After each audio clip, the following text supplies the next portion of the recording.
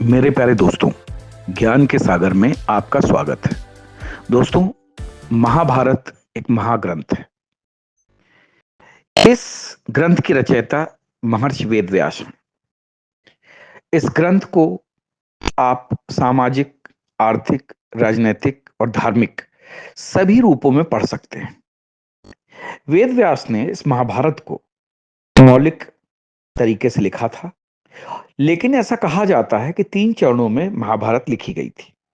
पहले चरण में 8,800 श्लोक थे, दूसरे चरण में 24,000 और तीसरे चरण में 1,00,000 श्लोक लिखे गए। वेद व्यास की महाभारत के अलावा Bhandarkar oriental research institute Pune ने संस्कृत में महाभारत लिखी, जिसे सबसे प्रामाणिक माना जाता है। अंग्रेजी में संपूर्ण महाभारत 2 बार अनुवादित की गई। पहला अनुवाद 1883 से 1896 के बीच केसारी मोहन गांगुली ने किया था और दूसरा मनमथनाथ दत्त ने 1895 से 1905 के बीच किया था। 100 साल बाद डॉक्टर देवराय उन्होंने तीसरी बार संपूर्ण महाभारत का अंग्रेजी में अनुवाद किया था। अब देखिए, महाभारत के बारे में ऐसा कहा जाता है कि यह पंचम वेद है। पहले लोग महाभारत को घर में न रखने की सलाह देते थे, क्योंकि उनको लगता था कि अगर महाभारत घर में रहेगा तो लड़ाई झगड़े होंगे। लेकिन राजनैतिक, सामाजिक और आर्थिक दृष्टि से अगर देखा जाए तो महाभारत वो ग्रंथ है जो आपको पारिवारिक मूल्यों की शिक्षा देता है, राजनैतिक तौर से आपको सशक्त बनाता है और आपको कैसे, किस मुसीबत में, किस समय किसी के साथ कैसा व्यवहार करना चाहिए, यह सब जानने समझने की शक्ति देता है। भगवान कृष्ण का चरित्र हो, पांडवों का चरित्र हो या कौरवों का चरित्र हो, आज के इस कलयुग में ये सारे चरित्र हमारे बीच में मौजूद हैं। और यही कारण है कि महाभारत के कथानक को मूल में रखकर न जाने कितनी फिल्में अब तक बनी हैं, जिसमें हर चरित्र को अलग अलग तरीके से डिफाइन किया गया है। यह ग्रंथ भारत देश के मन प्राण में बसा हुआ है। यह भारत की राष्ट्रीय गाथा है। इस ग्रंथ में तत्कालीन भारत, आर्यावर्त का समग्र इतिहास वर्णित है।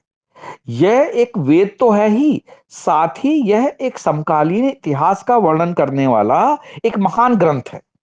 आप अपने आदर्श स्त्री पुरुषों के चरित्रों से भारत के जनजीवन को हमेशा से जो है आप समझ सकते हैं, जान सकते हैं। और इस महाभारत ग्रंथ ने हमेशा से भारत के जनजीवन को प्रभावित किया है। इसमें सैकड़ों पात्रों, स्थानों, घटनाओं तथा विचित्रताओं व विडंबनाओं का वर्णन किया गया है। महाभारत में कई घटना, संबंध और ज्ञान विज्ञान के रहस्य छुपे हुए हैं। महाभारत का हर पात्र जीवंत है, चाहे वह कौरव हो, पांडव हो, कर्ण हो, कृष्ण हो, धृष्टद्युम्न हो, शल्य हो, शिखंडी हो, कृपाचार्य हो। महाभारत सिर्फ योद्धाओं की गाथा तक सीमित नहीं है। महाभारत से जुड़े हुए शाप, वचन और आशीर्वाद में भी रहस्य छुपे हुए हैं। और आज भारत के न जाने कितने क्षेत्रों में महाभारत कालीन अवशेष मिल रहे हैं, सभ्यता मिल रही है, और साथ ही साथ न जाने कितने मंदिर और न जाने कितने तीर्थ स्थल महाभारत कालीन जो है रूप से आज भी डेवलप हो रहे हैं। दरअसल महाभारत की कहानी युद्ध के बाद समाप्त नहीं होती। महाभारत में कहानी तो जो है वो युद्ध के बाद ही शुरू होती है, जो आज भी जारी है। जानकारों का यह कहना है कि वर्तमान युग महाभारत की ही देन है, क्योंकि द्वापर के बाद ही कलयुग की शुरुआत हुई। आपको ये समझना पड़ेगा कि महाभारत के पात्रों की ऐसी ऐसी विचित्र कहानियां हैं जिनके बारे में आप शायद ही जानते होंगे। ये कहानियां महाभारत के अलावा दूसरे अन्य ग्रंथों में भी वर्णित हैं, जिसको कि महाभारत के समझ ही लिखा गया। जैसे कि हम आपको आज एक बड़ी विचित्र कहानी सुनाएंगे, पांडु की कथा। महाभारत के आदि पर्व के अनुसार एक दिन राजा पांडु, पांडवों के जो पिता, आखेट के लिए निकलते हैं। जंगल में दूर से देखने पर उनको एक हिरण दिखाई देता है। वे उसे एक तीर से मार देते हैं। वह हिरण से एक ऋषि निकलते हैं, तो वो अपनी पत्नी के साथ काम क्रिया में मैथुनरत थे। अब हुआ ये कि वो ऋषि मरते समय पांडु को श्राप देते हैं कि तुम भी मेरी तरह ही मरोगे जब तुम मैथुनरत रहोगे। इस शाप के भय से पांडु जब अपना राज्य अपने भाई धृतराष्ट्र को छोड़कर अपनी पत्नियों कुंती और माद्री के साथ जंगल चले जाते हैं। जंगल में वो सन्यासियों का जीवन जीने लगते हैं, लेकिन पांडु इस बात से दुखी रहते हैं कि उनकी कोई संतान नहीं है, और वो कुंती को समझाने का प्रयत्न करते हैं कि उसे किसी ऋषि के साथ समागम करके संतान उत्पन्न करनी चाहिए। कुंती पर पुरुष के साथ नहीं रहना चाहती, न सोना चाहती है, तो उसे पांडु यह कथा सुनाते हैं। प्राचीन काल में स्त्रियां स्वतंत्र थीं और वे किसके साथ चाहें उसके साथ समागम कर सकती थी, जैसे पशु पक्षी करते हैं। केवल ऋतुकाल में पत्नी केवल अपने पति के साथ समागम कर सकती थी, अन्यथा वह स्वतंत्र होती थी। यही धर्म था जो नारियों का पक्ष करता था, और सभी इसका पालन करते थे। एक उद्दालक नाम के प्रसिद्ध मुनि थे, जिनका श्वेत केतु नाम का एक पुत्र था। एक बार जब श्वेत केतु अपने माता पिता के साथ बैठे थे, तब एक ब्राह्मण आया और श्वेत केतु की मां का हाथ पकड़कर बोला कि आओ चले। अपनी मां को इस तरह जाते हुए देखकर श्वेतकेतु बहुत क्रुद्ध हुए, किंतु पिता ने उनको समझाया कि नियम के अनुसार स्त्रियां गायों की तरह स्वतंत्र हैं, वे किसी के साथ भी समागम करने के लिए स्वतंत्र हैं।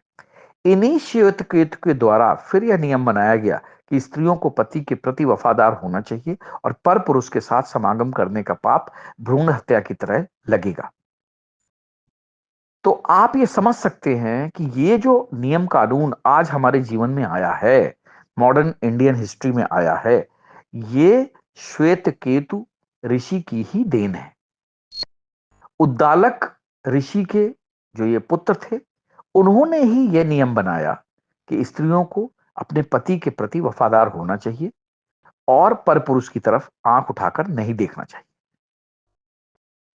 इसीलिए पांडु जो है उनको और भी बहुत सारी कथाएं सुनाते हैं और कुंती को विश्वास दिला देते हैं कि पर पुरुष के साथ संतान पैदा करने से उन्हें पाप नहीं लगेगा। तो महाभारत की एक बड़ी विचित्र सी कथा थी जो मैंने आपको सुनाई। आने वाले समय में हम आपके समक्ष और भी दूसरी कथाएं लेकर आएंगे, ताकि आपको पता चले कि इस महाभारत ग्रंथ में क्या क्या छुपा हुआ है और किस तरह से इस महाभारत ने हमारे आज के आधुनिक जीवन को प्रभावित किया हुआ है। जय हिंद, जय भारत।